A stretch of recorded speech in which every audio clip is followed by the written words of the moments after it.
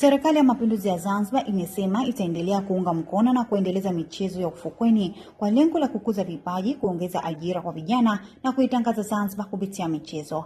Katibu mtendaji wa Baraza la Taifa la Michezo Zanzibar, Said Marin, amesema hayo wakati wa fainali ya mashindano ya soka la ufukweni iliyofanyika katika fukwe za Malindi. Mashindano haya na leo tumeweza kucheza fainali hii iliyokuwa bora kabisa.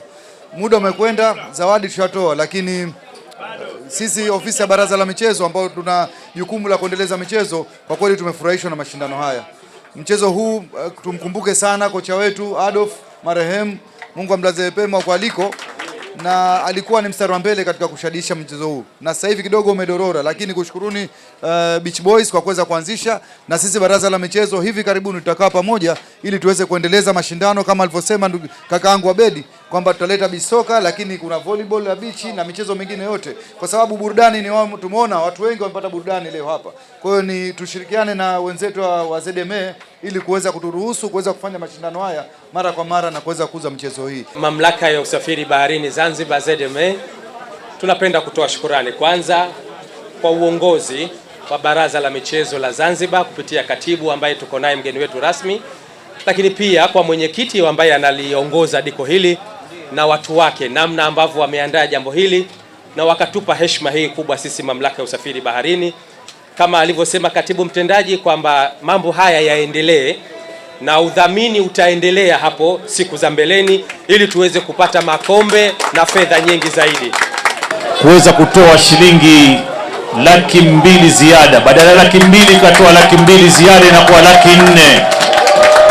Na mshindi wetu wa pili, Beach Boys Committee Soccer Competition, ilikuwa imetoa shilingi 100,000 kutokana na uhodari na umahiri, kwa sababu katibu wa BTMZ ni kindaki mtoto wa hapa na kakulia hapa na kachezea Beach Boys yeye hapa. Kwa hiyo amewaongezea 100,000 kwa mshindi wa pili ambao atakuwa mratibu Abedi Mbarak. Kwa hiyo tunatoa pongezi kwa katibu wa BTMZ kwa kutoa zawadi hizo na kutoa motivation kwa vijana wengine ili kuweza kuhamasisha kila baada ya kipindi tulikuwa tunawaita, kwa tunaona mashindano yanazidi kunoga. Katika fainali hiyo timu ya Noel dhidi ya Arizona wameshinda goli 2-1 kwa njia ya penalty baada ya kumaliza muda wa kawaida kutoka sare ya 0-0. Michuano hiyo ilikuwa na lengo la kuhifadhi mazingira ya bahari katika kuunga mkono falsafa ya uchumi wa buluu. Mechi ilikuwa nzuri kwa upande wetu na pia kwa upande wao ilikuwa fresh. Tumecheza mechi nzuri ya kushindana, bahati haikuwa yao, imekuwa yetu. Tumekuwa mabingwa. Ambacho tunajivunia kuwekewa hii beach soka, maana haikuchezwa muda mrefu. Pia mimi michezo iendelezwe kila siku, tuendelee kucheza ili vipaji vienuke. Kuja kumalizia katika mchezo wetu wa beach soka ambao ulikuwa ni finali. Kwa bahati mbaya au mzuri hatukuweza kuwa washindi, ingawa tumetokea mshindi wa pili. Lakini kama sisi watu wa mpira au maplayers tunajua katika mchezo kunakuwa na finali, inakuwa na matokeo mawili, aidha unaweza ukalose au unaweza ukawin. Kwa upande wetu sisi matokeo tumeyapokea, hata kama ni majonzi lakini tumeyapokea.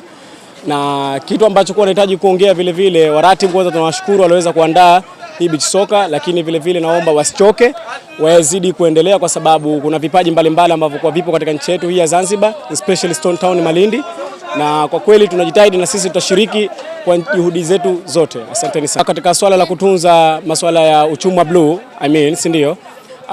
Kiukweli sisi inaweza kutuhamasisha kwa sababu kama tulivyokuwa tunaanza mechi yetu ya kwanza mpaka tulipofikia kunakuwa na slogan pembeni ambayo kwa yanaonesha kuhusiana na usafi wa baharini, kuhusiana na kumotivation uchumi wa blue ambao kwa unaweza kutufanya ili tuweze kuwe safety pamoja na maisha yetu yote. Hizi ni ripoti za ASAM Online TV. Mimi ni Amrat Kombo, nyuma ya kamera Abdullahi Abdallah.